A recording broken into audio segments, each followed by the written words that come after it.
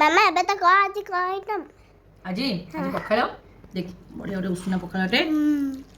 ତା ସହିତ ଏଠି ମିକ୍ସଚର ସିଝା ଆଳୁ ଗୋଟେ ପାଗ ହବ ଗୋଟେ ଦଳା ହବ ଗୋଟେ ହେଲା କି ପିଆଜ କଞ୍ଚା ସବୁ ଅଛି ତା ସହିତ ଏଠି କଖାରୁ ଫୁଲ ବରା ହେଲା କି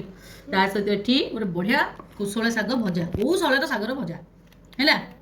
ଇଏ ହଉଛି ପଖାଳ ସହିତ ଖିଆ ହବ ତ ବର୍ତ୍ତମାନ ମୁଁ ଟିକେ ପାଗଟା କରିଦିଏ ତ ସାଙ୍ଗମାନେ ବର୍ତ୍ତମାନ ପାଗ ରେଡି ଆଜି ପୁରା ଖାଣ୍ଟି ଓଡ଼ିଆ ଘରର ଖାଇବା ହେଇଛି ପଖାଳ ସହିତ ଶାଗ ଭଜା ଆଳୁ ଚକଟା ତା ସହିତ ଟିକେ ନା କଖାରୁ ଫୁଲ ବରା ତ ଚାଲ ମୁଁ ଖାଇକି କହୁଛି କେମିତି ଲାଗୁଛି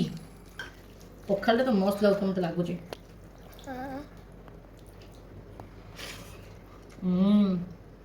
ଶାଗ ଭଜା ଏତେ ଟିକେ ଆଳୁ ପାଗ କଞ୍ଚା ଲଙ୍କା କାମୁଡ଼ା ହବ ତା ସାଇଡ଼ରେ ବରା ସବୁବେଳେ ସାଙ୍ଗରେ ବଢ଼ିଆ ଲାଗୁଛି ତ ଝିଅ ଆଉ ଡେରି କରନା ଆଉ ଖାଇବା ଆଉ ସାଙ୍ଗମାନଙ୍କୁ ଯଦି ଆଜିର ଖାଇବାଟା ପସନ୍ଦ ଲାଗିଥିବ ନିହାତି ଗୋଟେ ଲାଇକ୍ କରିବେ